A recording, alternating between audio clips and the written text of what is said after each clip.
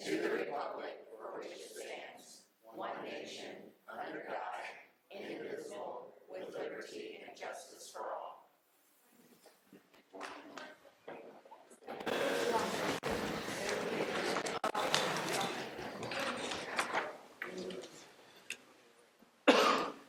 Truth and taxation hearing.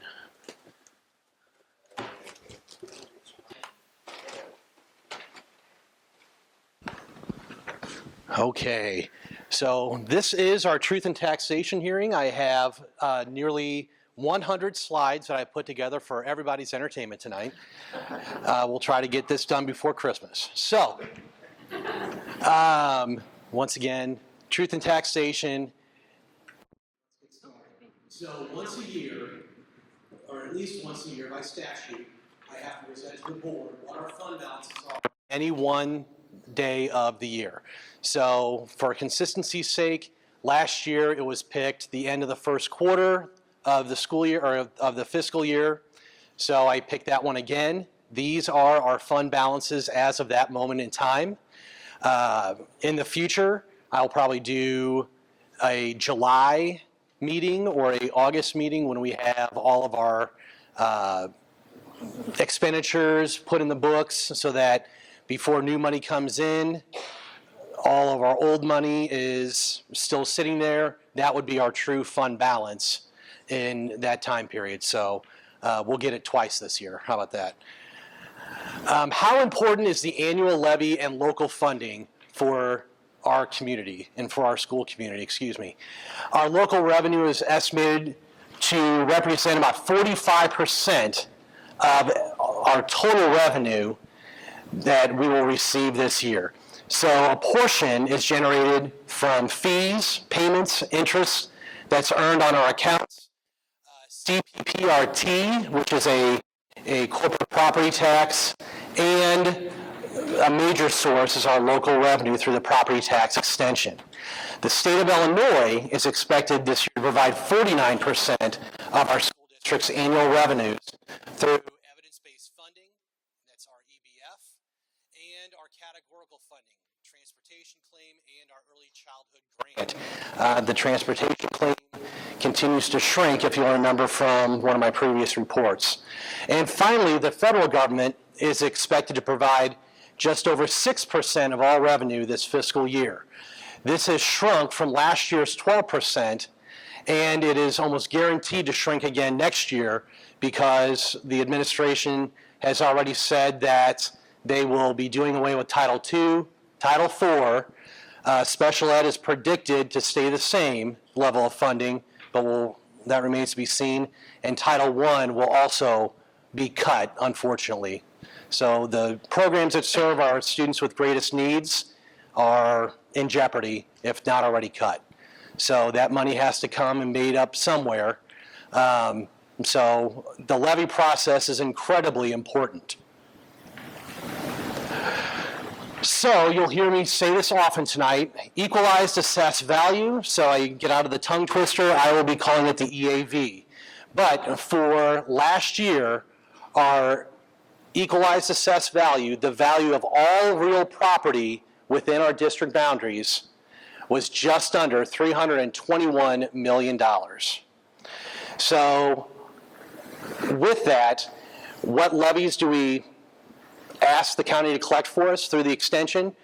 We levy for education, special ed, operations and maintenance, transportation, technology, rent and lease, working cash, and fire and prevention and safety funds.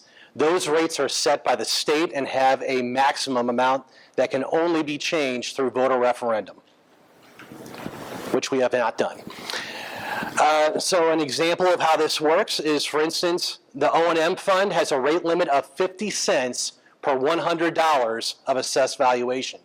In 2024, the district levied, there's some key terms here, levied 1.6 million and change in the O&M fund. So to understand how that works, the formula used is our EAV, which was again just over 300 or just under 321 million, times 50 cents divided by 100. And you'll see that we're almost right at 1.6 million. However, what we levied is more than what was extended to us and given to us by the county. We'll get into that in a second. So these are those fund rates for our restricted funds. Education is $1.84, O&M is 50 cents, transportation 20 cents, special education 4 cents, our technology lease is 5 cents, working cash is 5 cents, and fire prevention and safety is 5 cents. And again, the only ways that we can alter that is through voter referendum. So this is how the process should work. We should be able to get our final EAV in March or April of each year. At that point, all the taxing bodies, including us, should be able to simply multiply our rates by the EAV and get what our extension should be. There should be no guessing. That is not how this works. That would be too easy and make too much sense. How the levy process actually works is we do our levy in December. We gather information from the county assessor in November. We look backwards and see what our rates were, what our EAV was, and try to find trends. So the EAV, the final EAV for 2025 is not released until March or April. We just get the tentative EAV in November. So there's quite a bit of time that passes for it to be adjusted. So with us not knowing what we have to have by our December 30 deadline, our last Tuesday of December, we have to estimate what we think the EAV is expected to be. How much growth will the EAV have before we get our final numbers? If we overestimate that EAV, the actual EAV given to us in March will be applied to the tax bills. So if we guess too high and it comes in lower, that number is what's applied. If we underestimate, say that we estimate like we currently think that the outer limits of that growth is 12%, but it comes in, or excuse me, that's what we're guessing, is that it will come in no higher than 12. If we shoot too low and we guessed 6% and it came in at 9, we would be missing out on 3% of revenue that we could have used for our students. So it's always good to guess too high. There is no penalty to guess high, and it does not affect your tax rate. The actual rates are applied to the actual EAV, not what we guess high. So to estimate in a reasonable manner, there are factors that give us some indication as we might expect for our EAV in the 2025 tax year. So once again, we look back at what previous EAVs were. We look back at what that percentage growth was and try to find some trends. This is the 11th, or last year was the 11th consecutive year of increase in our EAV. That means that we are doing something right here in the school district. A rising EAV means that property is valued, it is in demand in our area, people want to come here. That's what drives the price up, is home sale value. So, and with that, we assume that families are moving in and choosing Bethalto to raise their kids. So we want to make sure that we are prepared to give them a good education, a quality education, and have the resources to do that. Another consideration that we look at in this process is the county assessor that provides not only our equalized assessed value, but the multiplier that is applied. So right now, our EAV is flat, but that is after all exemptions have come off the books. So if you have a homestead exemption, if you have a senior exemption, if you have a home improvement exemption, and I always forget the fourth one. I'm sorry? VA, thank you. I shouldn't forget that. The VA exemption, that all comes off the books. So what appears to be flat is just really all those exemptions have come off before we get the estimate. So what the state does, what the multiplier is, how it's been explained to me anyway, is that it tries to equalize the value of your home throughout the county or throughout a specific geographical area. What is the value of a home, of a similar style home in Wood River Township, should be the same in Fort Russell Township. These numbers that are applied by the state are called the the equalization factor, and those multipliers are what is imposed on our EAV to try to get that equalization. That has nothing to do with us. That has everything to do with the state and the assessors at the county level. All right, our EAV growth from Madison County officials. This growth is, we do our research. We reflect on historical data. We study our EAV growth in the past, and we're going to get to that in just a minute to make sure that we're guessing correctly, that we're estimating the right value of the growth of our EAV. So here we have several columns of years. We have our tax year because we pay taxes always a year in arrears. We have our school year and we have our fiscal year. The fiscal year is always the last or the second set of numbers in our school year. So you'll see in 2014, we dipped about 0.5% in our EAV, but then for the last 10 years, our EAV has grown. Right about 2020, right around COVID, the EAV jumped by 4, then 5, then 8, 10.92%, and then last year 9.3%. At just about our 12% estimate, our outer estimate, that would provide, or that would show a EAV of $359 million. Do we think it's going to actually grow that much? No, but we want to make sure that we're well positioned if that growth does happen so that we can capture that EAV. I guarantee that 10.92 came as a surprise that year. So, and if I remember correctly, I believe Dr. Deist did 12% that year, and that's not a very large margin of error of 1.08%. So for the 2024 tax year, the district's EAV was just under 321 million, and a 12% growth. Those are those numbers again, $359 million. So we've talked previously about our restricted funds. These are the rates the district is allowed to levy for specific amounts that we need. So bond and interest, retirement fund, IMRF and Social Security, and our tort, which is also known as the liability fund. So bond and interest, these are bonds that have been sold by the board, approved by the board, and sold in the past.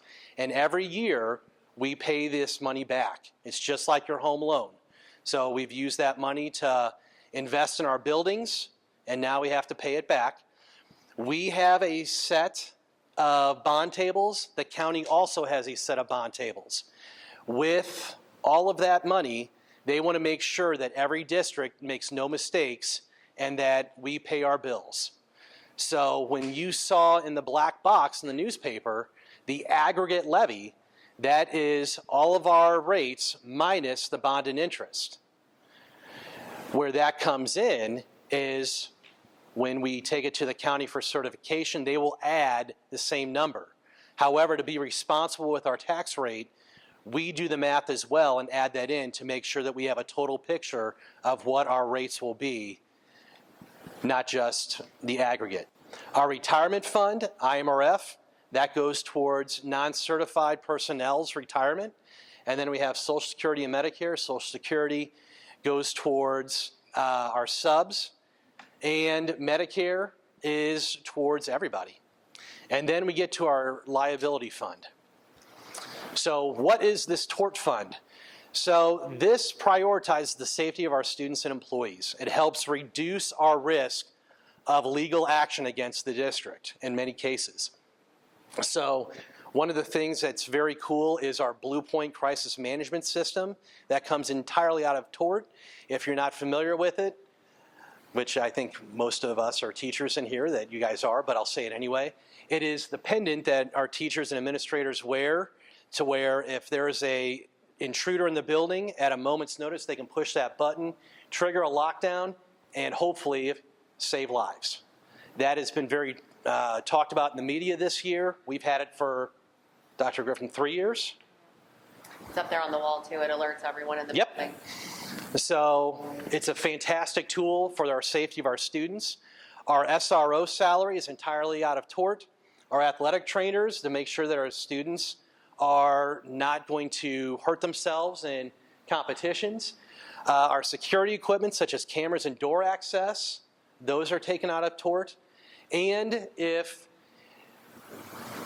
teachers and other staff members have responsibilities that could result in injury, and we try to make sure that they take care to mitigate that possibility. So if there's a chemistry teacher that's doing an experiment, we want them to make sure that goggles are worn, safety equipment is worn. PE teachers check the equipment to make sure that it's in good working order. And during the times that they do that, we send out a survey.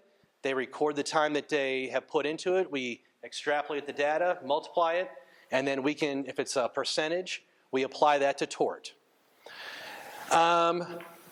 Just like it says, our legal counsel and any legal settlements, come out of tort, and insurance, property, casualty, liability insurance, that all comes out of tort.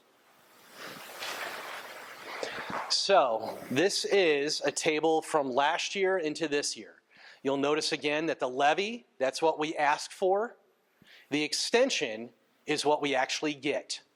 So the extension is us receiving the money from the county. So you'll notice that in our restricted funds, our ask is greater than what we get because we've estimated that outer limit of the amount of the EAV growth. The extension is what's applied to the actual growth, which is usually less.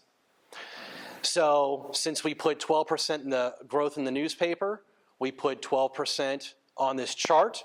So that would be the most that we would receive. The question marks are there because we don't know what the actual EAV is going to be because we have to estimate. Our tort, debt service, IMRF and FICA Medicare, Social Security Medicare, that is all there because that is what we are allowed to levy for what we need. You'll notice some of the numbers have gone up a little bit, but when people have asked, why does that happen? Because we have the same bills at school that everybody has in their own household. So when we need building materials, that has gotten more expensive over the past year. Food for our students in the cafeteria has gotten more expensive. Our insurance rates, just like everybody else's, have gone up. Very little things have ever come down once they've gone up, and the school district is no different. In fact, I've often said that our bills are like your household bills, only on steroids. It's huge. So, but it's not any different. How do we compare with our surrounding districts? This is in no particular order except Bethalto's on top, where it should be. At 4.49, we are number 6, and we're right in the middle out of these 12 districts. The lower end is Granite City by a few cents, and Roxana at 3.848. Now, why is that? Because Granite City has U.S. Steel, and Roxana has the refineries. They have a lot of real value in their property because of those industries. Almost all of the other communities, or school districts, do not have heavy industry like that, and we are all reliant upon our residents to be able to pay for our schools and other city services for that matter. Our levy rate. So our levy rate has in fact gone down since 2018 from a high of $5.31 to last year at $4.49. So you'll see that trend line is sloping down. And in fact, this year with the rise in EAV, after the multipliers are factored in, it should be somewhere between 10 and 5 cents lower, depending on where the EAV comes in. So we will continue to drop that levy rate responsibly whenever possible. So this is a recycled slide from the budget hearing. On the left, we have our revenue per pupil, and you'll see that we are in the bottom half at just over $13,000. So this is, in fact, ranked by revenue per pupil, with East Alton Wood River collecting almost $23,000 on top, and Triad at the bottom at $10,466. On the right are our expenses per pupil, what we spend per student. And you'll see that once again, we are on the bottom half. What I think is really cool is between the two numbers, you see $13,255 and $12,963. There's less than $300 between what is collected and what is expensed. We're running a very tight ship. All of our money is going towards our students. I don't know what's happening with the other districts. So once a year, in this slide, I have to give a 3-year comparison of annual expenditures to the board. So this is a great time to do it. We've got everybody here. So you'll see in FY23, our audit on expenditures, we had just over $31 million. That was the tail end of our ESSER funds and our ARPA funds. Last year in 2020, or excuse me, 2 years ago in 2024 fiscal year, it declined again by almost $1 million, our expenditures. Again, that federal money is winding up. Last year, it was mostly gone. We had some carryover, if I remember correctly. But our spending matched our revenue. That as the revenue was going down, our spending got tighter as well. So just because this was published in the paper on December 10th, our legal notice, the black box, and this is for Dr. Griffin, because I don't have the historical data, and she does. Thank you. So when we were talking about the EAV, and our newer board members were asking us a lot of questions, they had a lot of things they wanted us to think about, because obviously this is it's a contentious topic. Lots of people have interest in the EAV, your tax rate, and how it affects all of us. And what do we all do when we get our tax bill? We look at what we paid last year as opposed to what we're paying this year. But it's pretty complicated, as Chris has just described. And so some things that we want to talk about, will you go to slide 16 for me? So when we think about Madison County, and we think about all of the school districts in Madison County, I think there's 13 approximately. We have to think about what's going on in all of those school districts. And Chris talked about this. He talked about in Roxana, in Granite City, there's industry. So that tax burden is shared. It's a shared responsibility. If you look at Edwardsville School District, you look at Alton, Collinsville, I would say, well, primarily those.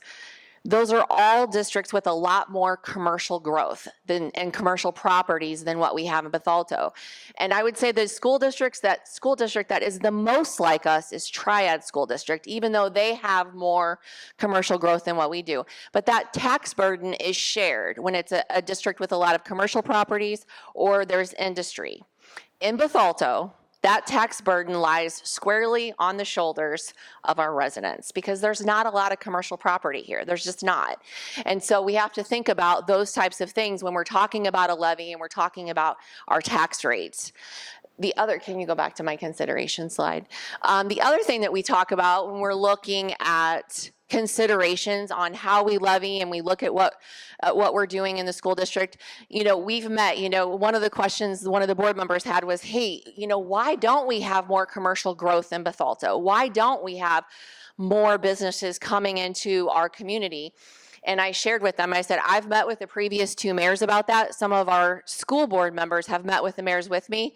There is, we are a little bit property bound here in the fact that the airport limits how much growth we have, and that is how much property is available for commercial purposes. And so not blaming anyone, not saying anything other than the fact that that property, I don't know if some of you know this, but Quick Trip is actually on a lease. They don't own that property. And the airport doesn't necessarily, they're not looking to sell property. They're looking at potentially leasing it, but that's not always what commercial property owners want to do. They want to buy. And so when we meet with our mayors, they're struggling with this too. They want to bring in a hotel. I can't tell you how many times in 10 years I've heard we were going to get a hotel in Bethalto by Walgreens. We still don't have a hotel in Bethalto. The other thing that we talked about, and Chris did a great job of explaining this, but the amount of money that we spend per pupil and the amount of money that we're taking in per pupil. He said it's within $300. And I explained to the board, you should be really proud of that, because essentially what we're doing is we are living within our means. And I can't say that we've always done that here. And we'll talk about that a little bit later. But when we think about the education that our students are getting, we're going to be recognizing some of them later. We just had, our high school was just named exemplary for the first time in our history. We have the highest graduation rate in the entire county, and is at our conference as well. I think it was the conference, the MVC, and our county. We have more dual credit opportunities than some school districts, 3 times our size. We hear all the time that we have kids go on to college and they finish their undergraduate degree in 3 years because they go in as sophomores. There's examples of that on this board, and I can tell you lots of kids in the school district who have graduated and get through college in 3 years because they leave with so much dual credit. And then we have career pathways, which Mr. Newell is going to talk about a little bit later, that make us proud to be an Eagle. We have our medical occupations pathway, we have our American educator pathway, and we're going to talk about adding some more later. Those are opportunities that cost money, and they are things that we don't take lightly, but we continue to be fiscally responsible. Can you go to slide 18 for me? Well, you already went over that slide. Well, go ahead and go to slide 18, that's fine. So when you look here at our revenue per pupil, again, Chris talked about this, it's just over $13,000, and our expenses per pupil are just under 12. So again, we're living within our means, and I can't tell you that that's always been the case here. There was a point in time when every kid in our school district had an Apple device, and we had Apple leases. We were living outside of our means. That was not a sustainable model, and we have really scaled some things back. And so I'm really proud of where we are now as a school district as far as the money that we're taking in and the money that we're spending on our students, because you can see there's discrepancies there in other places, but you can also see where some of those school districts that generate a lot from industry are able to, they take in more, but they also spend more. And I'm happy with the results that we're getting in Bethalto with the money that we're taking in and how we're spending it on our students. Can you go back to my consideration slide? Chris mentioned this too. Our EAV has been increasing in our community, and that coupled with the multiplier is what's raising our taxes. When you look at slide 17, when we look at that bar graph, you can see 2018, we did this. We took the tax rate up to 531 that year. I came in 2016, and we had to immediately cut 20% of that operating budget. We immediately had to do that. Part of that deficit reduction plan was to increase the tax rate. And you can see we did that in 2018. It went up to 531. But since 2018, you can see this board has dropped the rate down every single year, and now it's 80 cents lower than it was back in 2018. Our board did that. Even though your tax bill, you're paying more in taxes, it's not because we're increasing the rate like we did in 2018. We are dropping the rate, but it's because of EAV growing, and it's because of that multiplier, which we have no control over. That's the Illinois Department of Revenue. We have no control over those two things. That's what the end result is. We're all paying more, but it's not because Bethalto School District is raising the tax rate. So I just want to put that out there because I think that's misinformation that sometimes is circulated. And I think my last point, well, you talked about this too. Obviously, you're paying more for a gallon of milk, we're paying more for a gallon of milk. All of the increases in the cost of living are being passed on to us. We're not exempt from any of that. And so we're experiencing those same increases. And then finally, something that we did this year was Dr. Smith became our residency police. And I'm really proud because we spent a lot of time this year. We had been doing registration online, and I think because we were doing it online, we had a lot of students that were getting in to our school district who did not legally live here. And so one of the things that we did was we really cracked down on residency because there's only so much money to go around. And when you have people in or you have students in your school district who don't live within your school district, that money is spread we're spreading it even thinner. And so one thing that we did this year, and it was spearheaded by Dr. Smith, she did a fantastic job. I mean, she went out to houses, she was checking people's residency, cross-checking with what they were turning in. And I know at this point, I think we're over 31 students who we have said, sorry, but you need to go to your home school district because it's not here. And so, you may think that's a small thing, but it takes a lot of time to do those types of things because people are trying to get into your school district and they don't necessarily live here. And so we're really proud of the fact that we're trying to make sure that the children that live in this community are educated in this community. And then finally, the last slide, just some economic considerations. Moving forward, and Chris touched on this, we are going to see a cut in federal funding. I just attended a session in Chicago with the Illinois State Board of Education, and they talked specifically about title funds, and they also mentioned special education as a possibility. It'll be hard for them to cut special education, but we'll see what happens.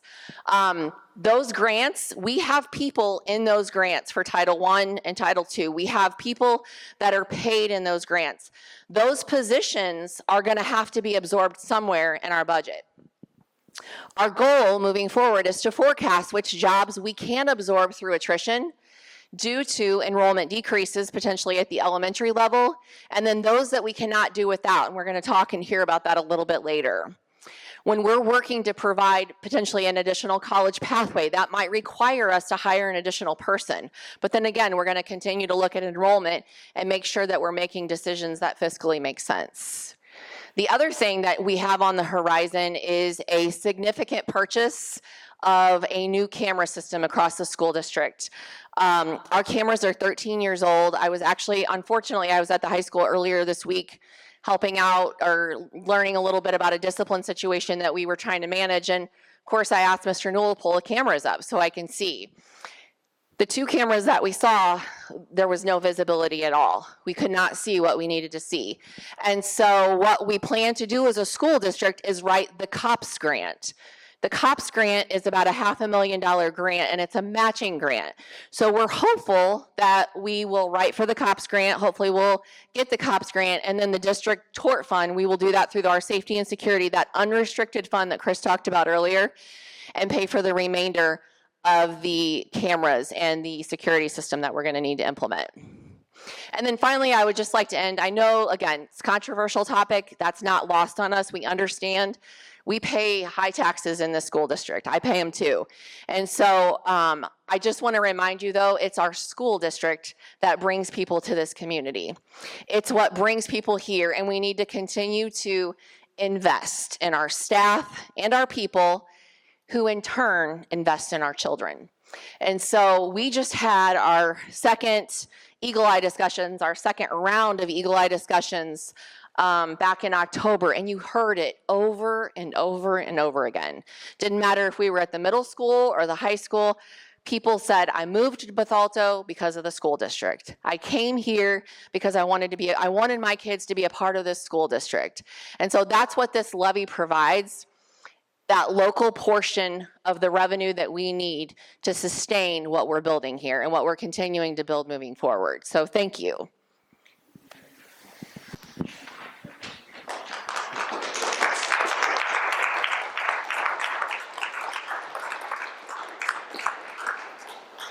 Any questions?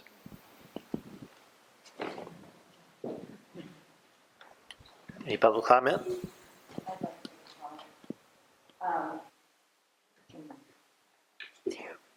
Hi. No, just kidding.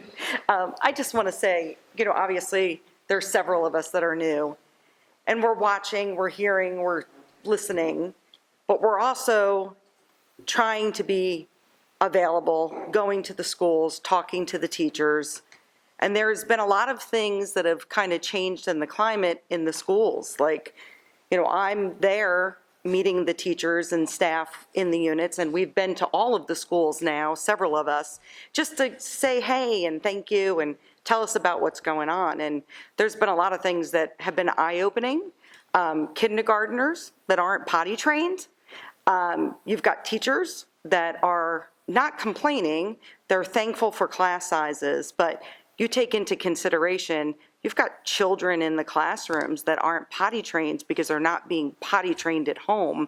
And now you've got teachers that are trying to teach 20 children the curriculum. When my kids were in kindergarten, it was imagination time and playtime, and now the curriculum is more like second grade, and you've got the mix in of these other things. So,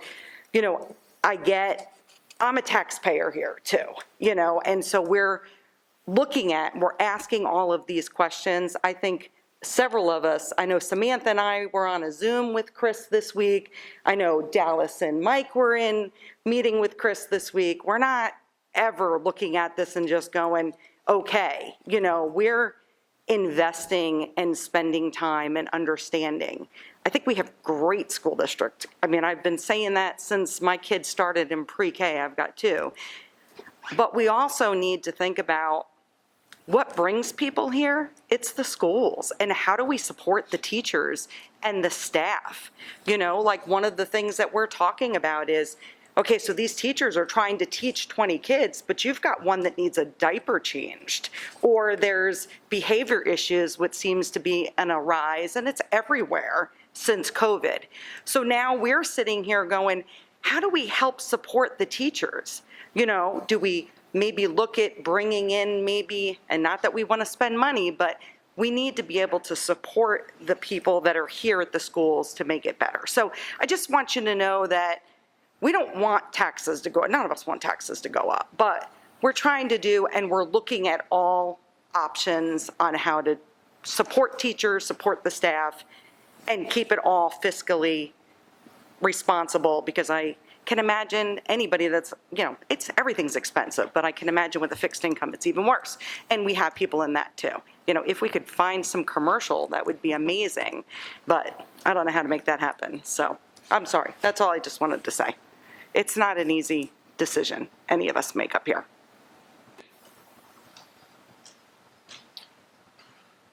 Okay, I need a motion to adjourn the public hearing. Motion. Roll call. Kirby? Aye. Pritchett? Yes. Zimmerman? Potter? Yes. Rosie? Yes. Wolfle? Yes. Weiser? Yes. I need a motion to pay the bills.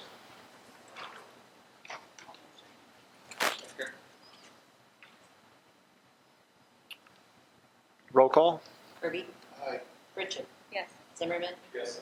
Potter? Yes. Rosie? Yes. Wolfle? Yes. Weiser? Yes. I need a motion to approve the open and closed meeting minutes of November 17th, 2025. Make the motion. A second. Roll call. Kirby? Aye. Pritchett? Yes. Zimmerman? Yes. Potter? Yes. Rothi, yes. Wolfle? Yes. Meiser? Yes. Integrated bowling recognition. Jen Weber.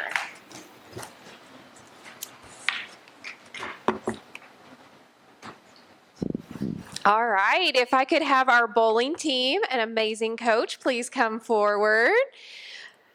So I've talked about, come on up, everybody. I've talked about at our board meetings, this is our first year at integrated bowling, and not one, not two, but 3 of our teams made it to state. So it was super exciting. Yes, let's give them all a hand, right?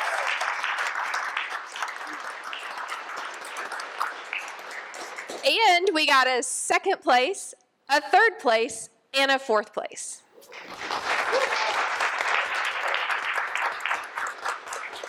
So we were so blessed to have an amazing coach, Dawn Stevenson,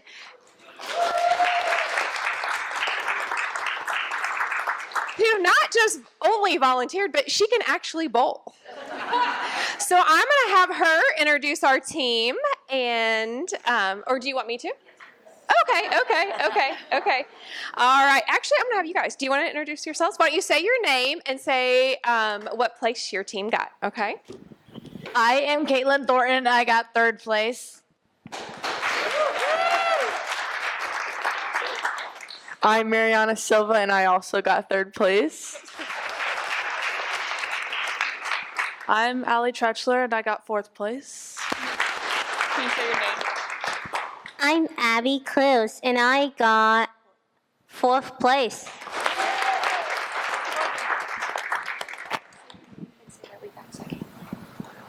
What's your name? Logan, And what place did we get? 2nd. 2nd medal. And I'm Keegan Thomas, and I got 2nd place.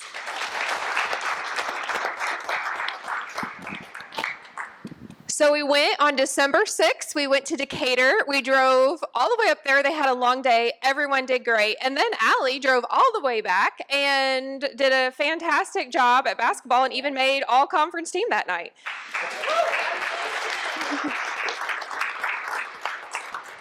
That's why we do things when we're young, because I went home and went to bed. All right, so one more round of applause to our amazing bowlers.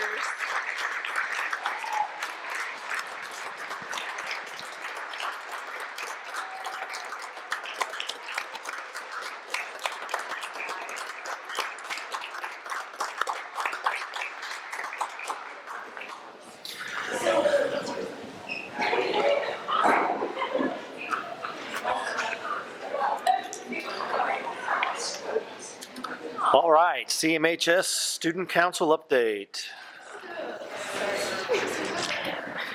Okay. Good evening, Board of Education. I hope everyone's December hasn't flown by too fast, considering Christmas is in a week. This month's report is fairly short because of the early break, so let's get right into it. First, Civic Memorial would like to give a shout out to Amelia Pinsky for receiving the ILMEA All-State. She has earned this meaningful honor through the acceptance into the highly selective FMES program, which is a track designed for students who demonstrate exceptional potential in becoming a professional music educator. She was one of the very few who were selected out of more than 23,000 students for this elite all-state program.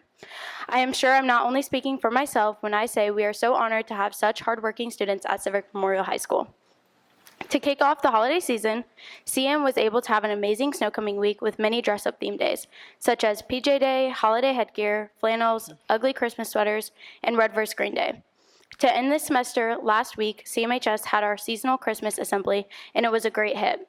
The Student Council planned festive games that were competed by each class, the band and choir performed for the school, and we had a special visit from the Grinch. Educators Rising was also a part of this assembly, helping to raise money for the Dolly Parton Imagination Library Foundation. They were able to convince Mr. Newell to get duct tape to the wall. Every dollar donated was a piece of tape added to Mr. Newell, and it was a huge success. But unfortunately, Mr. Newell did not hold to the wall as hoped. So, yeah. Lastly, something not so fun is finals week. Thankfully, since I'm a senior, I got out of this one, but I am definitely feeling sorry for the rest of CM. The students have been working so hard to wrap up this year, and they are definitely pounding that stone through this week. The positive outcome of all of this is that there's only one more day until break, so I hope everyone stays warm and has a happy holiday.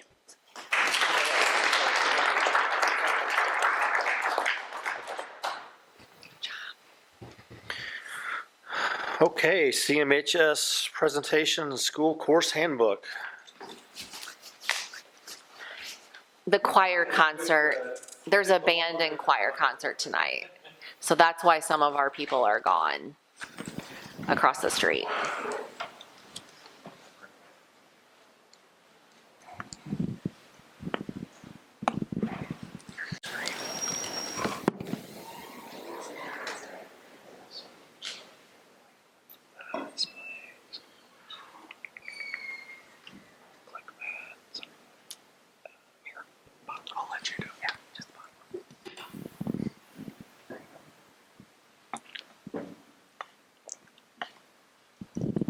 All right, thank you. Mine is just about 20 minutes longer than the budget levy, so just stay tuned here.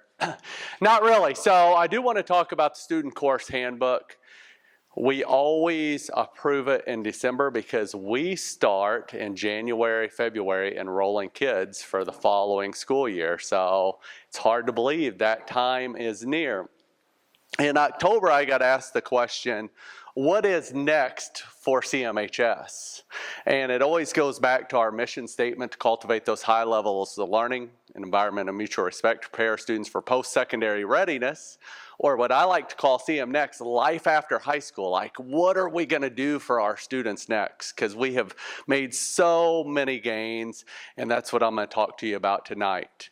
With the student course handbook, as you know, we already have one. So what I'm going to bring to you tonight is new proposals. You can approve all of them, partial of them, or you can say, hey, Mr. Newell, you need to keep the same handbook that we had last year. But a student course handbook is important because education is always evolving, it's changing, and we want our student course handbook to also change to meet the needs of our global society as it starts to change. So first and foremost that we want to bring into, we are leaning heavily into changes within our science department. We have noted some holes in our curriculum that we want to work on. First and foremost is anatomy and physiology. And I've had students, we have worked for 3 years on bringing health careers and a medical pathway. It's something that we had so many students going into, but we offered very little. And now what I'm getting is students who are coming back from college. They're like, you have got to get an anatomy physiology class. We've got to have it. It's so hard in college. I need to start getting some of that background right now. Because anatomy physiology is going to lead into nursing, physical therapy, athletic training, emergency medicine, radiology, surgery, dentistry, and the list goes on and on. So it's incredibly important, but what it also does when we talk about the CM Next, it is going to complete that pathway. This is the final step to completing that pathway. We have MEDOX 1, we have chemistry, MEDOC 2 that we started. We're on our second year, which has been uber successful. Kids going out, learning in the field, what is better than that? And we already offer that dual credit psychology, dual credit stats, and college algebra. So this would be a big step forward with us. Do I have any questions about anatomy physiology? Okay, because I will pause throughout this as I share some of those changes. Next is, we do not have an engineering type class at CMHS. 6 years ago, we had PLTW that stood for Project Lead the Way. It's really kind of a canned curriculum. You get a lot of prerequisites with it. And what was happening, we got very few students in that program. But we do know engineering is something that we have students going into. We've got to embrace it. So we want to rethink it, rebrand it, and that would be science, technology, exploration. We've heard from our Eagle Eye discussions on what parents and students students are looking for, and this is one of those classes. Dive into basic physics. To be real honest, it'd be more physical science, but basic civics is the name we're going with on that piece. It'd be motion, forces, energy, simple machines. That we would experiment with introductory robotics. We've tried to have a robotics club, but we don't have a robotics background, so that makes it difficult, but we have all the robotics gear. We want to go into some drone exploration because that is going to be a part of our global society. And as you know, we've had discussion about artificial intelligence, and that will be a component of the class, including how to use computers to recognize patterns, make decisions. And part of that would be the 8-step scientific method on how we could explore that, connect it with robotics. So that would be our science technology exploration course that would be coming on board. Because once again, we do not have an engineering type class, and we do not have a human biology type class. And those are big classes we think that we need if we're going to be competitive moving forward. Here would be that engineering pathway that we would be bringing. Engineering one to my left would be what we would call the more rigorous. That would be like a mechanical engineering would be a great example of that. They would start in ITE, their freshman or sophomore year, getting some of those basic components of woods, welding, drafting, electricity. Then that would move into intro to drafting. We already offer the coding, the physics honors, and there you see it. Science, technology, explorations would fit into that pathway. And we already offer dual credit stats and dual credit calculus. Now, to complete that pathway, we're about a year from it if we get approved, would be an internship type program where students would go out and work with an engineer and try to collect 60 hours throughout their semester. Very similar to how Mrs. Nilsson is doing with our education pathway. They push out to schools. We would have to push our engineering type students out, but that's when the real world meets it. That one is when kids eat up programs because they actually get to see it in action. The other side of this would be the more hands-on engineering. That would be manufacturing, engineering, and trades. And you'll see it very similar, ITE, but you add stuff like welding and woods. There's that technology explorations. You can see college algebra, and once again, an apprenticeship type internship program. We're about a year from that, have a lot of ideas on how we can conquer that with very little personnel to make that happen. So we are right there with it. But once again, we could close that medical pathway and add 2 more pathways along. So our science alignment, here's currently what it looks like. 9th grade, every student takes biology. 6 years ago, students took biology or physical science. We thought we created a track too early on based on 8th grade because kids can grow up a lot here, so we wanted every student to start in biology. 10th grade year, currently kids go into chemistry, earth, or environmental science. But earth and environmental science is tricky because you can have a 10th, 11th, and a 12th grader all together. There's quite the academic maturity difference and the social maturity difference in that class. And you can see 11th grade, we add physics, bio 2, and 12th grade, we add chem 2 on there. And if you look, our proposed pathway in science would be biology. We would keep that. The big change here would be we would have a chemistry path for students who are more advanced from their biology scores and an earth science path. Instead of having 3 different pathways, it would go to 2, which would allow our teachers to work on essential skills that align with state standards and the ACT. It would really help our PLC process in the science because they would have some commonality there. 11th grade, you would veer into 2 different pathways. You would have a chemistry path. So if you've taken chemistry, you would then be eligible for anatomy, physiology, honors bio 2, and honors physics. Earth science path, you would have environmental science, science, technology, exploration. Now here's the deal. A chemistry path student could pop down and take environmental science. They could take science, technology, exploration. But if an earth science student wants to get on that top pathway, they would have to go back and take chemistry. But it is possible. We don't want to limit students. And 12th grade is very similar. The only difference is you add that honors chemistry too. Other goals that we have for the science department looking ahead is the 27-28 school year, we want to add honors chemistry 1. We have an honors bio, but we have no honors chemistry 1. But then you go your junior, senior year, you have honors level classes. But we have to work in making that happen. And then within 3 years, maybe 5 max, because we have a teacher very interested in now. We're in the beginning conversations of offering a dual credit science class. We have not had that yet, and it would be chemistry would be the class that we would be working to offer. So that is one of our biggest selling points in our community is our dual credit. So this is all the good news part. Now we have to flip to the bad news part, all right? So I got you hooked, right? So now we got the bad news part. Just being honest with you. We can't do it without an additional teacher. To be really honest with you, we cannot do it without another teacher just because they're all teaching full sections right now, so we can't add that without an additional science teacher. And even if you approve it, I have to find a science teacher. The good news is, from what I'm hearing from my sources, SIUE has a record class of science teacher applicants at 8. Yeah, you heard that right. Serving the Metro East. Ocho, 8. Yes, that's the number there for everybody. So even if you don't approve this, because that is a tough decision. It's a financial decision. We still want to move forward with that chemistry earth science path. It just makes sense to put our sophomores on a much similar path moving forward. But when you look at it, here is our current status of where we're at, our teachers.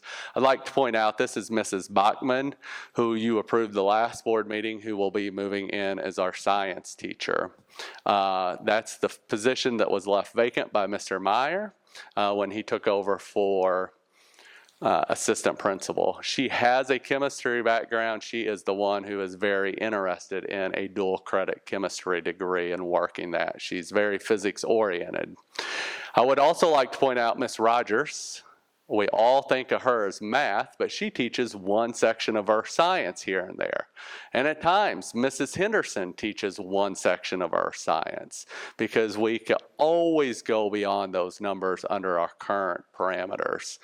And looking at history, in 2016, that's when the RIF happened, we used to have 5 full-time science teachers. And I want to be very clear, this class proposal is not about class numbers. It's about adding new classes, but I like to highlight this to just demonstrate there is no room to add these classes without an additional teacher. And you can see class numbers in some areas are very good, like you have earth science, 62 students, 3 sections, 22 apiece. Environmental, 3 sections at 20, chemistry 2. But you can't close down one of those sections because then you would be 2 classes at 30 in a lab-based class.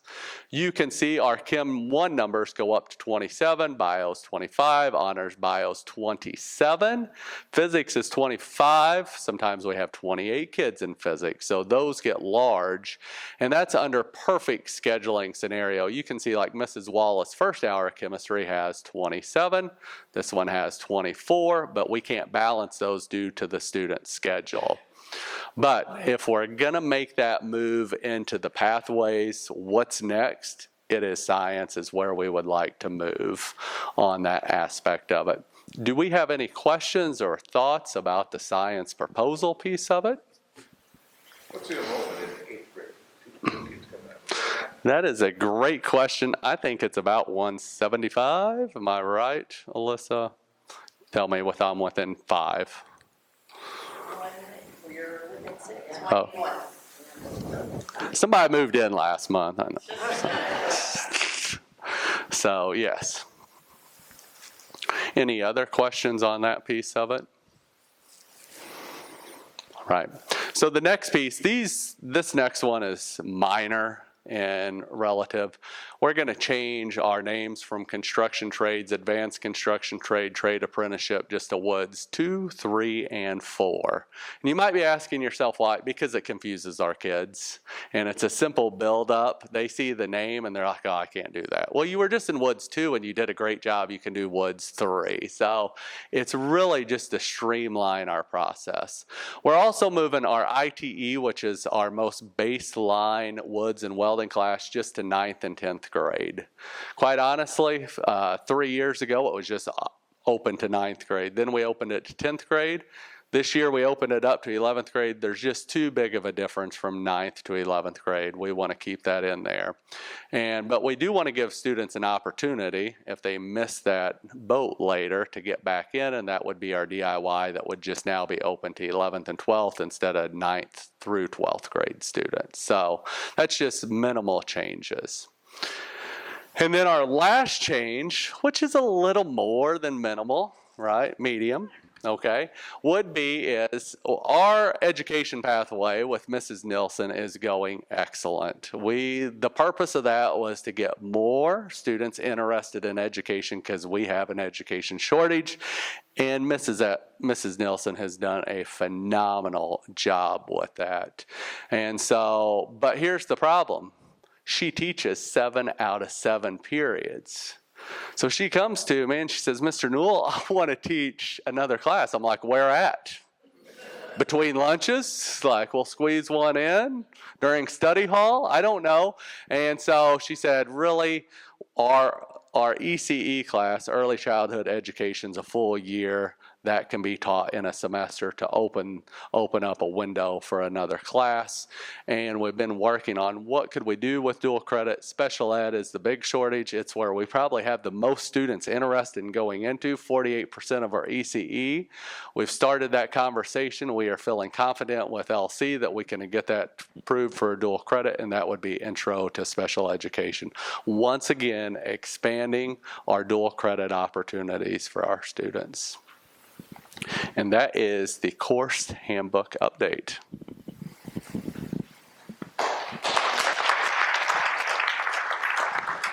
Do we have any questions? All right, thank you.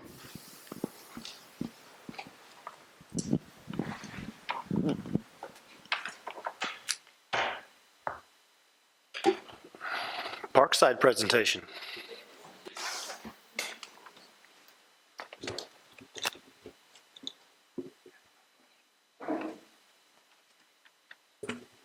It's representing Van Gogh there. Love it. I didn't go full out dress. Little starry night. I love it. Good evening. Tonight we are very excited to highlight the work from our art program in its very first year. We have seen and been incredibly fortunate to have Ms. Ingram lead this class for us. She has invested countless hours into this curriculum, built it from the ground up, and really made creative projects that these students have been able to do, and it's just really showcased their creativity. She has a phenomenal motto: there is no wrong in art, and our students can share that with everybody. That has crossed over into all of our classes, and it's really hit home with our students, and we have just seen them flourish in confidence and creativity. I know some of board members, you guys had the chance to stop by during parent-teacher conference and see the really cute open studio that she did, and she had a goal of turning our entire building into an art studio, and she accomplished that. So I hope those of you that came by were just as impressed as I was. This open studio just really showed firsthand the love and passion that Ms. Ingram has brought to this position. She's even roped her husband in a few times. He came and helped her during open studio. He has been organizing portfolios. He has been a trooper. While I will definitely miss her, we're excited for her to take her art to Bethalto East with the littles. I know they will love it just as much. We are super excited at Parkside to offer music next semester. With that, I could gush on Ms. Ingram forever, but I will let her show you the awesome projects that she's done for our kiddos. One under there. Oh, you do? Sorry, my bad. Thank you. All right. Hello, school board. First of all, I want to say thank you very much for creating the K-3 art program. The teachers were all thrilled when we saw art was coming. And at first I was so excited. I'm like, yay, art. And then a few weeks later, I thought, wait a minute, maybe I could be the art teacher. So I'm so happy to have this position. I also, on a side note, just want to let you know that our program also received a grant from Phillips 66, Wood River Refinery, for $1,600 for more art supplies, so that was happy. And so with this program, you have helped build a love of art and creativity in our littlest eagles. Like she said, our motto is, there's no wrong in art, even though when Mr. Callies heard my motto, he shook his head no, that he doesn't agree with that. But in our building, we're saying there's no wrong in art. We're focusing on having a growth mindset and turning mistakes into masterpieces. Every student is an artist, and they are building confidence along with creativity. Students are great at encouraging their classmates when they see someone feeling like they made a mistake or starting to get frustrated. So far this year, we explored the 7 elements of art, learned about famous artists, painted, created murals, made collages, drew, sculpted with clay, made digital art, and more. And like she said, our climactic moment was to invite the families to the Parkside Art Museum. The students got the opportunity to serve as museum guides as they showed off their art, which was displayed throughout the building. And my goal was to try to cover every inch of the building with art, which Mr. Midgley shook his head no and said I should not be trying that. And now I understand why, but that's okay. And then I have absolutely loved hearing the students say to each other, there's no wrong in art. And especially when they were making their clay projects, they just all started saying, my mom is going to be so proud. I loved it. My pictures that I'll show tonight are from the 2nd and 3rd grade at Parkside. And then the kindergarten and 1st grade students will begin after Christmas. And we also have a Facebook page, K3 Art with Miss Ingram, that there's probably 1 million pictures on that you can always look to see some of our projects. Do you mind clicking? All right, so this is our motto, there's no wrong in art. We started off the year making a class book for each class of there's books called No David, where David gets in lots of trouble doing the wrong thing. So we talked about what not to do in art. So I found out early that even though I tell them there's no wrong in art, we added, but there is wrong behavior. So we've got that worked out now. And then there's Mr. Ingram helping on a weekend. One of the first artists we talked about is an artist who's still living, is called Thank You X, and he was the inspiration for our whole school mural. So every kid in the school has a piece of the mural. And then this was our first attempt at painting. We were learning the proper ways to use the brushes, exploring lines and different painting techniques. I also found out early on that watercolor paints do not make it through one whole day, and to switch to the other kind of paints. But they really enjoyed that. And then the next famous artist we talked about was Picasso, and we talked about his blue period when he was really sad because his friend had passed away, and he did all of his art using blues for 3 years. But then the good news was when he felt better, he went into his rose period. So some classes made their blue art, and then some got to do their happy rose period. Zentangles are kind of doodling designs that we experimented with. Sometimes in the year we've made cards for different people, some of our teachers who had cancer and things, birthdays, and to cheer people up, so they had a real audience for their art. And then the book, The Dot, is all about a student who said he's not an artist, he can't do anything, and the teacher said just make a mark, and then she took his little mark and framed it, and then he saw himself as an artist, and it made all of these dot art. So we filled the whole commons with their dot art. And this was a project they did, which was mixed media. it had where they were painting, splatter painting, which might not have been smart to show them as early in the year as I showed them, looking back, and then drawing, and then it was combined into some individuals and to murals. We did a project based on Harold and the Purple Crayon, and during that project, they made several different pieces of art, and then we made the hallways of the Parkside to be Parkside in the Purple Crayon instead. But that's the quote at the end of the movie of Harold and the Purple Crayon, and I just love it so much, and I wanted that for all of the kids at the school. And then the animal mashups was part of the Purple Crayon. They were combining two animals to make a new animal, and then painting purple crayons. And they did digital art, and the third graders took it up a notch and were figuring out how to do animation with their art. It was really cool. In fact, the next teacher was waiting at the door when we were on a roll going with it. And, oh yeah, we have to stop and let the next class in. And then with the elements of art, those were our crazy hair lines for different types of lines and shapes with negative and positive. And then we did texture. We also mixed colors with the color wheel, and it did value. Form, we did line sculptures, and then like we already said, the clay sculptures were probably their favorite of the year. Each class then took a different famous artist for the art museum, so they learned about the artist and then got to do their art in the style of that artist. And these are some more of their famous artist style. And then the clay. And that's when the kids just started breaking out saying that my mom's going to be so proud of me. I loved it.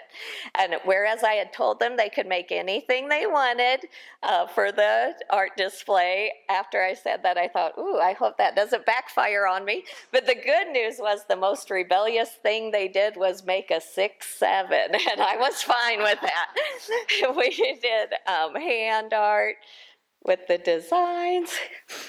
Lots of drawing, directed drawings, especially right here with Christmas. That was a family, you can go on, at the conferences, so that the kids would be able to show their art. We had the open art studio, so while their parents were talking with their teacher, they could come in and make some art, hang out with their friends, and then be able to give the whole tour. And this is a sculpture. Mr. Page was really nice and helped me out with the art studio too. And so one of our little girls made a sculpture of Mr. Page, as you can tell with the mustache. It's a great portrait of him. And then I love that, oh, could you back up just, one parent had said about the art museum, you're creating a love for art in all these kiddos. How awesome. I love the art gallery and how proud all the kids were showing their parents. And then this was still just more of the displays for the art gallery. More drawing. And then partnering with the American education class, we had a student from the high school who came over last week or the week before to do lessons with the kids, and she did a super cool project. It was making self-portraits out of construction paper. But then the moment that really made my art teacher heart happy was one of the little girls said, I used a lot of blue. I had the Picasso blues. And that was months after we had talked about Picasso, so it had stayed with them that whole time. There's some combining with painting, with tissue paper collage. They did chalk and oil pastel landscapes.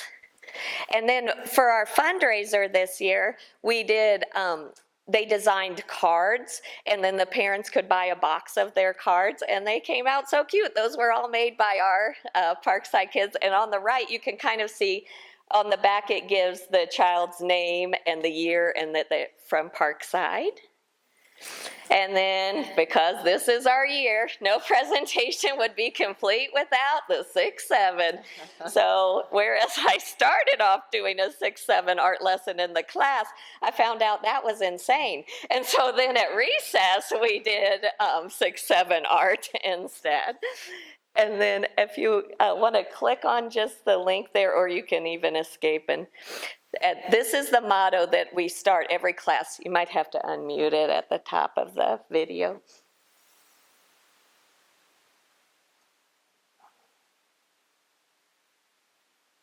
Filled with smiles, music, art, and great stories. Students become artists who know there is no wrong in art and have the wrong mindset. Our class is a place that is happy to be, filled with smiles, music. And then you click back on it. That's fine. So thank you for supporting the K-3 art program, and this made my heart happy too. Yesterday, one of the little shy girls, I don't know if she's ever stopped to say anything to me on her own all year, she stayed back a minute after her class left, and she said, I've been doing art at home now. When I'm mad or sad or anytime, you inspire me. And then today, she told me, you have me on fire for art. So thank you so much for creating this program. I love it. Thank you.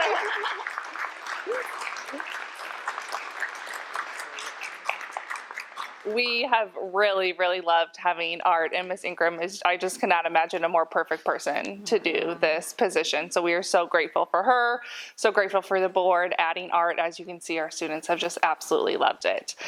Ms. Ingram mentioned that she had some of the kiddos make cards, and I was beyond touched. She had a couple different classes make cards for my mom. My mom was going through chemo treatment, and she had 2 different classes make cards. And my mom, not knowing any of the kids, was just like bawling like a baby. It was so sweet. So she has touched more people than she, I think, realizes. But thank you, guys. Do you have any questions for us?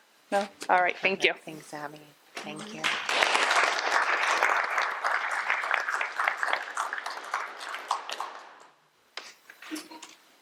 Melissa. I just want to say to you again, Denise has done a fantastic job. When I first walked into Parkside this summer before school started, after all of the renovations, I was like, holy cow, it's so much brighter, right? Like it was just like a whiter paint, everything was brightened. And I thought, this is really cool. But when you walk through Parkside now and see all the art, I'm like, I didn't know what bright really was. To see that, and it is very cool. I love going over there every day. It's like something new, right? It's like that hidden gem every time you see something new. The one thing that I want to make sure is in our some more, but I just want to make sure that everyone knows.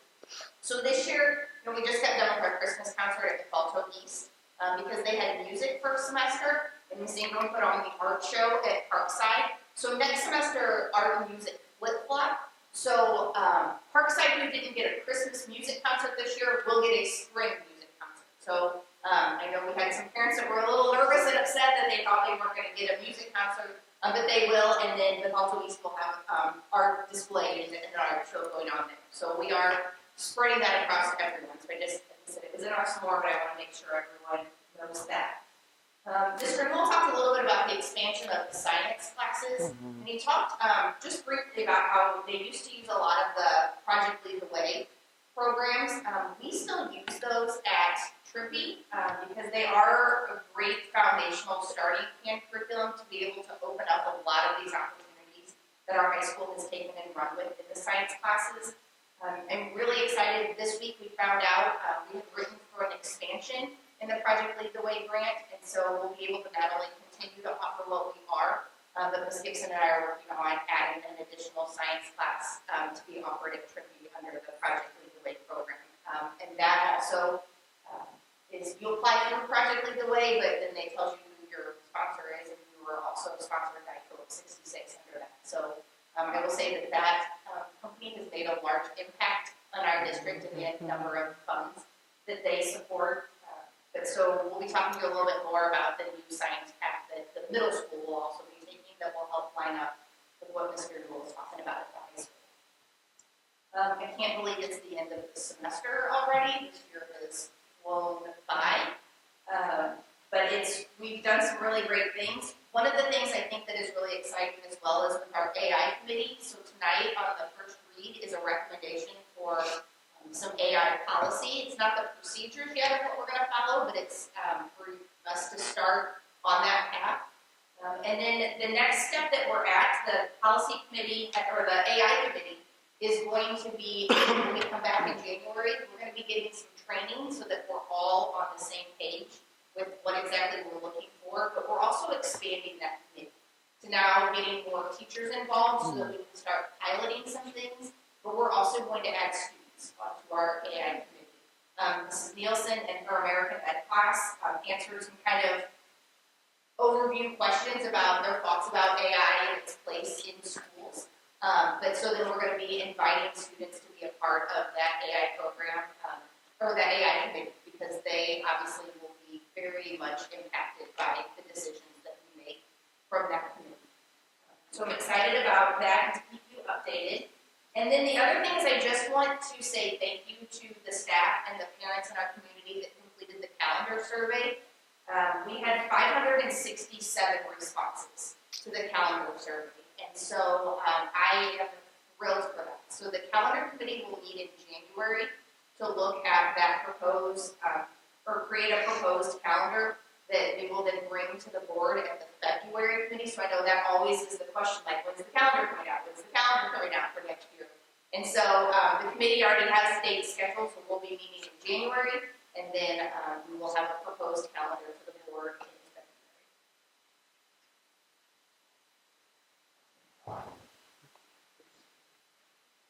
February.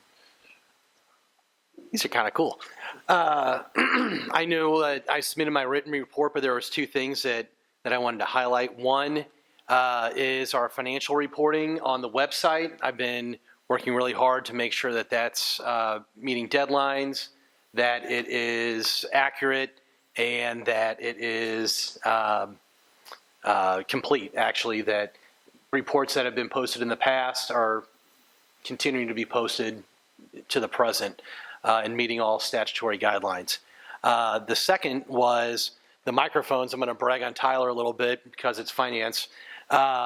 He had this goal of making sure that we had wireless microphones and better, I guess, equipment to make sure that we could be heard. And I wanted to brag on him because he found a very, very, very, very, very cost-effective method compared to some of the bids we had. And I don't know if he would brag on himself, so I wanted to, because he brought this in at a considerable savings to the district. So I wanted to say thank you to him. Thank you, Tyler. Thank you. I'm using my speaker. But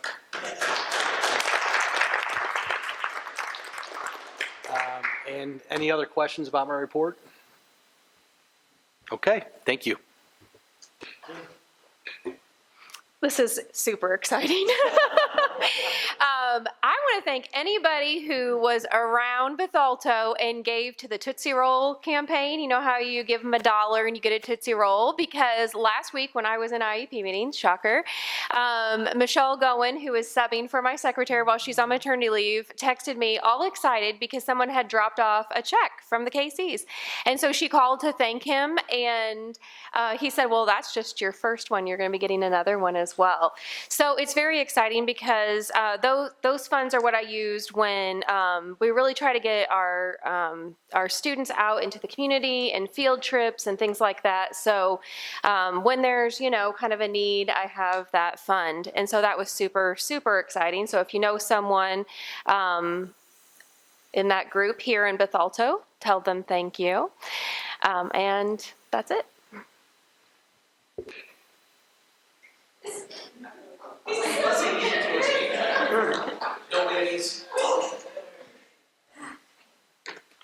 It was Shanda Day today. That's why I'm dressed this way. Shanda was in our building as well, so the kids were on their best behavior. So just to start off, I'd like to give a shout out to Tarina. As we enroll new students in our pre-K or in our program, she is always so quick on getting them set up on a bus route, sometimes amazingly, like less than 24 hours, supporting our kids in any way, as well as partnering with us and the drivers to make sure that our kids are all getting home safely as well. And I want to thank our retired teachers who came in to do our fast bridge screening. All of our fast bridge screening is done, and we wouldn't be able to do that without them coming back into the schools and working with our kids and our title team. Our data is looking really good. It's exciting to see how much growth is happening with our kids and that we're moving in the right direction. So a lot of exciting things there. Just got to keep everybody healthy and in school, and we'll be doing great. Thanks, Christine.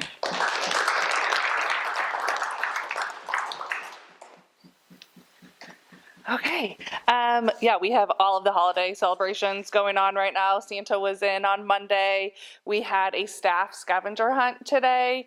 One of our teachers put it together. They sneakily did not send that to me.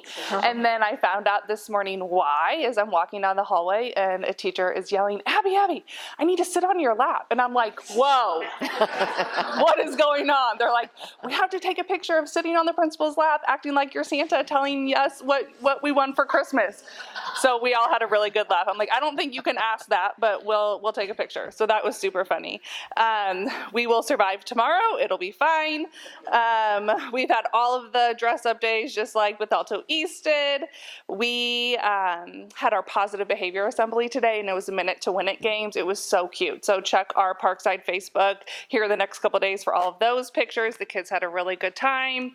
We did our Fast Bridge data as well. That closes tomorrow for us, so I'll have that data to present to you guys when we get back from break, once we have a chance to kind of look at all of that. I would like to brag on our attendance right now. We overall are at 93% attendance, which is phenomenal, especially considering, yeah, very proud of that. Would really like to brag on my third graders. From this time last month, we are up 7%. So that is phenomenal that they're coming. We have some new incentives that we're going to start in January as well, just to kind of keep the ball rolling with that. Our minor behavior tallies, I don't know how familiar you guys are with that, but that is just minor behavior that's happening in the classroom that the teachers just kind of track for us. From October to November, that was down 39%, and it was down 41% from this same time last year. So I'm incredibly proud of the work that our students are doing, that my staff is doing, that my psych and social worker are doing to help those students, and those numbers are definitely showing, so I'm really proud of everybody for that. And then I just wanted to wish everybody a happy and safe holiday season. Thank you. Thanks, Abby.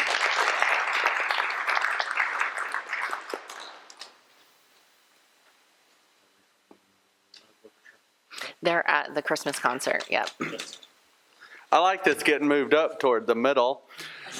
Couple things. We have 17 seniors who will be December grads. That is quite the number. A lot of you don't know, we just approved early graduation about 4 years ago. It used to not be an opportunity for our students. That was actually one of the benefits of COVID. We re-looked at our policies and procedures. So we have kids who are just preparing for the military, some who are starting Lewis and Clark, and just others taking on some other life adventures. We do have one fifth-year grad who finished up, so super proud of that as well.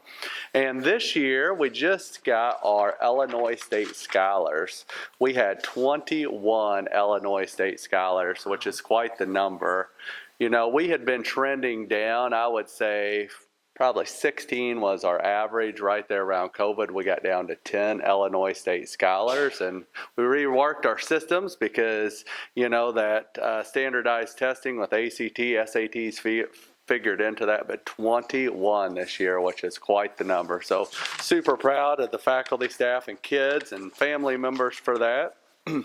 They mentioned attendance. We have a 3% drop since this time last year, and I was looking at our report card because I'm always looking where we got points on the table. So if we keep in that trend, there's some more report card points that we're going to have with that group. So unbelievably proud of our students with their attendance of showing up, and our what we call our pass rate. One is freshmen on track, which is a big piece of the report card. We had points on the table there. Last year, we ended up with around 94% of our freshmen on track at the end of the year. Currently setting right now, we have another day of finals, but we will be 100% of our freshmen will be on track right now, which is just incredible. And that goes to the parents, new programs like we have lunch study. So if our freshmen missing homework assignment, their family gets a text message, then they get this beautiful ticket invited to lunch study. We have started where we have a lot more retakes because it's more about the learning that kids are always showing progress on their assessment. So that's working well. And currently all of our seniors are on track for graduation. Out of the senior class right now, out of every single grade given, you got to realize there's 205 seniors. They each take around 7 classes. We only have 6 Fs in that entire class right now, which is simply amazing. So that's all I have. Thank you.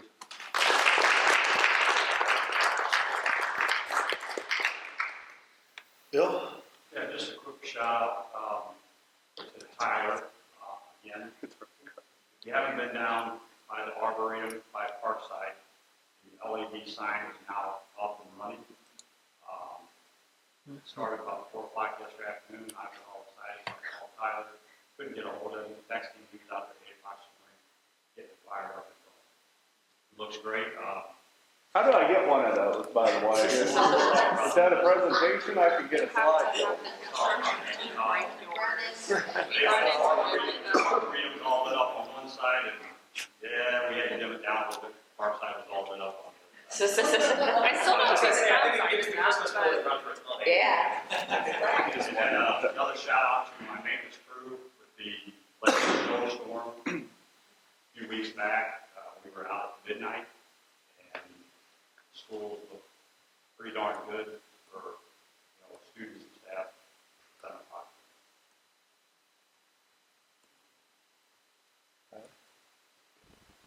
Well, Chris and Bill touched on a couple of things I've been working on, so I won't go into that anymore. The only other thing, I've been going back and forth with FirstNet, who of course is our mobile phone provider for our administrators. They have just opened up and they are offering for our staff the ability to enroll your personal phones, if you so choose, into FirstNet. It looks to me like it might potentially be about half of what I'm paying for my phone bill. It's open to school district employees. I'm setting up a meeting with AT&T to go be the guinea pig to see what the enrollment process looks like, because it's a little bit involved working with somebody at an AT&T store, but which is always fun. But that has the same priority as administrator phones, where if there's an emergency situation, your phone would get to the cell tower first when calling 911 emergency services. And they also offer a discount for school district staff. So hoping to have more information about that. They're offering to send somebody out to, if we had like a teacher's institute or something, to do like a sign-up day, but more info on that to come. All right. My turn? Did I? So, Denise, I wanted to let you know that I was at your gallery showing, and your students were great little soldiers because they were all escorting their parents around, showing them their art projects and which one was them. So it was a well-oiled machine that night, and there was Parkside Pride on display everywhere. So congratulations to you, and that was a fun night. Did want to piggyback on what Bill said. I don't think the seniors were any happy with me a couple weeks ago when we had school on that snowy day, but I do want to say that the only reason we were able to have school is because of Bill and the maintenance crew. They were out all weekend when it dumped on Bethalto, and they were making sure that the parking lots were clean, and worked with the village, worked with Rod Cheatham to make sure the village was clean, talked to Todd Shaw with Fort Russell, and felt really good about road conditions. And While not everyone loves that decision, I will be happy with that decision later on when we're not going to school in June. So thank you, Bill, and to your crew, because I know it's a lot of sleepless nights on your part, and you guys go out early and get home late. So I want to thank Mr. Calker, and a couple of his kiddos are helping me with some kids from Parkside Primary for our Imagination Library fundraising video for the Dolly Parton Foundation. I've got the final cut of it yesterday or the day before, and I think we're working on one final edit with that video, and then we're going to push that out. Just a friendly reminder, that fundraiser will enable us, for every 0 to 5-year-old in our community, they will get a book delivered to their home in their mailbox every single month with a parent tip sheet, and they'll get a book every month until their 5th birthday. And all of Madison County is working collaboratively on this effort, and I believe Bethalto has to raise just under $4,000, and Mr. Newell and the American Education Program have already raised $1,000 for us. So I'm excited about that, and I look for that to be a successful fundraiser for us as soon as we can get that pushed out. So I want to thank you for that, because I know those boys were chasing me all over this district. We were trying to find a mailbox. We were trying to find all kinds of fun stuff, but they played along. So we had one of the probably best experiences of my entire career, and that was our 7th grade girls basketball program. Went to Morton 2 weeks ago or a week ago. I can't even remember now. We got snowed in that night. So I will forever remember that evening as I was driving there and Laura Gibson was driving. She was on a fan bus with Sandy Erzin. She calls me and says, "We're turning the fan buses around." And I said, "Oh, no, we're not taking them back. We're going to fill the gym." And she said, "Jill, the conditions are terrible." Well, apparently she didn't think I believed her, and I'm not sure I did. So she had Bill Stratton call me, because I was coming from Schaumburg, where there was not a flake in the sky. And then I looked on my Ring camera at home, and there was no snow at home. So I couldn't understand. Well, apparently there was this band of terrible weather that just poured over Morton. So they turned our fan buses around, brought our fan buses back to Bethalto, and they did a live stream here for those kiddos. But that left myself and the 7th grade girls basketball team in Morton, and we stayed the night. So at the Best Western, that was quite an experience for all of us. I'm pretty sure I heard little feet pitter pattering above my head until about 1:30 that night. They were fired up, and so it was just an incredible experience with all of them. And as you all know, they were the IESA state champions. And I think part of the reason it was so special is the welcome home we were able to provide to them on Sunday or on Friday. Because we weren't getting home at 2 o'clock in the morning that night, we were able to do a police escort. And I had no idea Duggar and Kelly made sure our kids were brought back the right way. We had police cars. We had, I think, 3 fire trucks. Then we called Abby the night before and said, "Hey, bring all your babies outside so they can cheer as we take these kiddos back to the middle school." So she brings her little babies out, and they're freezing, but we turn that corner and they all start jumping up and down for these little 7th grade girls who just won state. What were you going to say? Here's the funny part, is that I get a call from Sandy at, beginning of school. She's like, "Hey, I know it's last minute, but can you get your kiddos on?" I'm like, "Yeah, no problem." So we're out there for like 15 minutes, and I'm like, "What is going on?" So I call Sandy, and she's like, "I'm so sorry. They're not going to be here till this afternoon." Okay. So I'm going up and down the street. I'm like, "Dress rehearsal, and then they come through like middle of lunch. So I have kids like running from the playground. I had kids half eating lunch, but it was hysterical, and they loved it, and they thought it was the coolest thing ever to get to see all the fire trucks. It was great, but it was funny. It was. They were so cute. Well, and as we were turning the corner, I told Jeff Oakes, I sent him a message and I said, "Tell Riley to let the girls," because Riley is the strictest of bus drivers. I said, "You tell him to let those girls pull their windows down so they can scream out the window at all the little kids," and he did. But we took them home that way. We went in front of the village and then pulled into the front of Parkside, and then they went in Parkside and went up and down the halls with their trophy. It was the coolest thing ever. And our community pride was on full display as well that day, because everybody was out supporting them, and it's just what makes me proud to be a part of this small town, because we can do things like that. So congratulations to our 7th grade girls. If you're wondering as a Board of Education why we're not honoring them tonight, they have a band and choir concert, and many of them are over there singing their little hearts out. So they'll be here next month to be acknowledged by all of you. I did want to mention and appreciate the efforts of our school social workers who have assisted us this year with the Adopt a Family program. Many of you know Missy's Mission. Missy Marshall oversaw that program for many, many years, and she's a grandma now, and she's retired from the school district, so she wanted to give that up, and we begged her not to, but we finally let her loose and said, okay, you can do that, be a grandma, and so now our social workers have had to kind of pick up the ball and run it into the end zone for us, and that's exactly what they've done. They've stepped in, and they're really overseeing those efforts in each of their buildings, and we appreciate their leadership to give back to the students in our school district who need it most. I think Alyssa touched on this. It's hard to imagine our final day of student attendance is tomorrow. 2025 is going to be in the books, and we're halfway through the school year. We come back on that Monday, and the teachers and staff are going to be in an institute, and then our children will come back on Tuesday. It's hard to believe, like you said, this year is halfway over. I do want to thank Chris. You had your very first successful tax levy hearing, so congratulations to you on that. I know it's stressful. We appreciate your efforts. And then finally, on behalf of the school district, we just want to wish you all a very Merry Christmas and happy holiday season. We hope that you enjoy your families and cherish the time away and come back recharged for us in 2026. So thank you.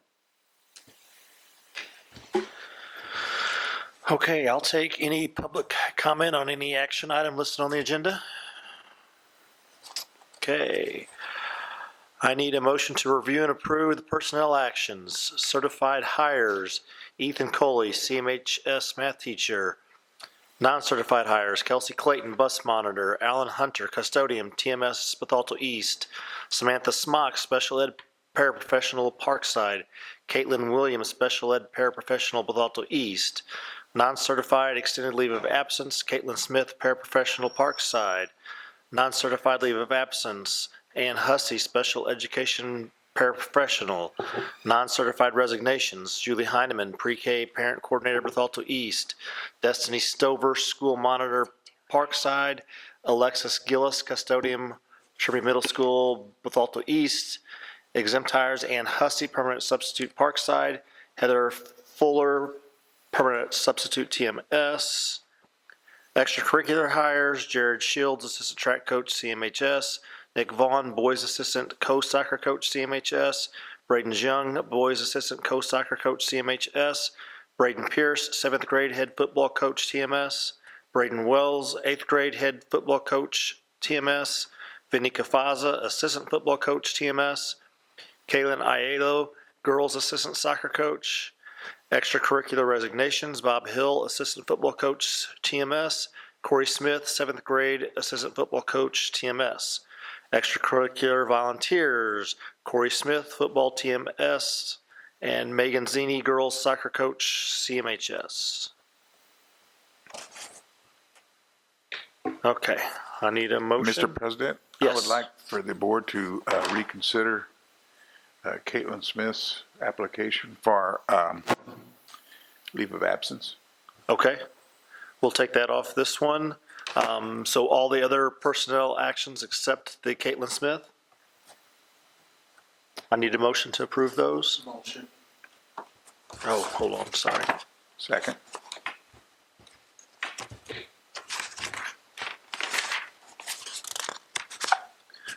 Roll call? Kirby? Aye. Pritchett? Yes. Pritchett. Zimmerman? Yes. Potter? Yes. Rothy? Yes. Wolfle? Yes. Miser? Yes. Okay, then, personnel items, Caitlin Smith, extended leave of absence. I need a motion for that one. Second. Roll call? Kirby? No. Pritchett? Zimmerman? No. Potter? No. Rothy? No. Wolfle? No. Miser? No. I need a motion to review and adopt the tax levy, I guess. I don't know about that one. Make him sweat it a little longer. Motion.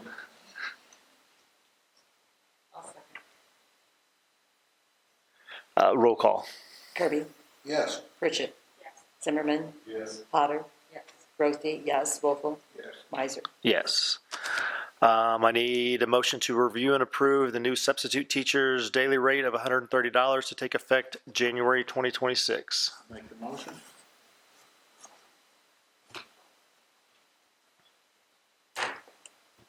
Samantha did. Oh. Sorry, I didn't. Kirby? Yes. Pritchett? Zimmerman? Yes. Potter? Rothie, yes. Wolfle? Yes. Miser? Yes. I need a motion to review and approve the January 5th, 2026 Institute Day agenda.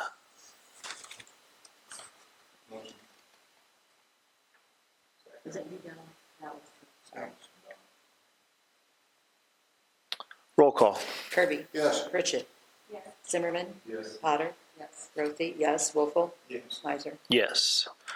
I need a motion to review and approve the 2026-2027 CMHS Student Registration Course Handbook. Motion. Roll call. Kirby? Yes. Pritchett? Zimmerman? Yes. Potter? Rothie, yes. Wolfle? Yes. Miser? Yes. I need a motion to approve the BESPA contract from January 2026 through June 30th, 2029.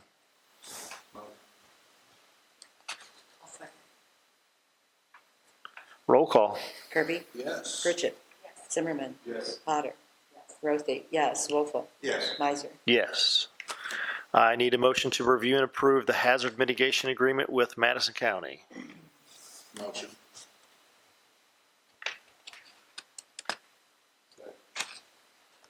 Roll call. Kirby? Yes. Pritchett? Zimmerman? Yes. Potter? Rothie, yes. Wolfle? Yes. Miser? Yes.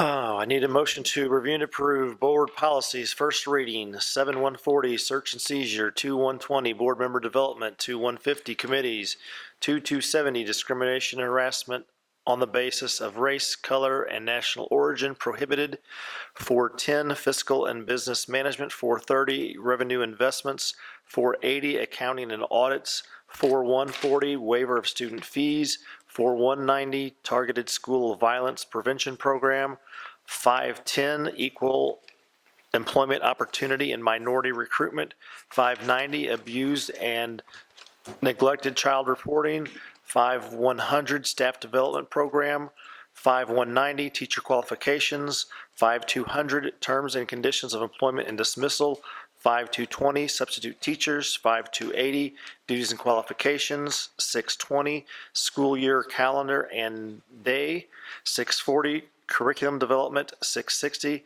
curriculum content, 6160, English learners, 6220, bring your own technology program, responsible use and conduct, 6235, access to electronic networks, 6260, complaints about curriculum, instructional materials and programs, 6280, grading and promotion, 6300, graduation requirements, 6310, high school credit for non-district experiences, course substitutions, re-entering students, 6320, high school credit for proficiency, 710, equal educational opportunities, and 7150, agency and law enforcement request.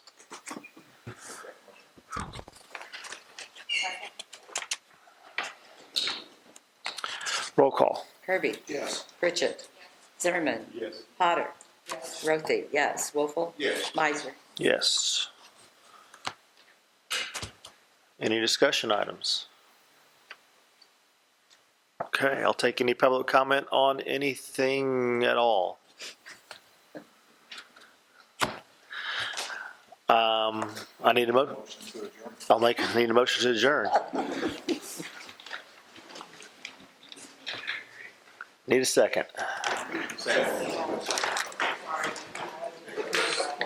All in favor? Aye.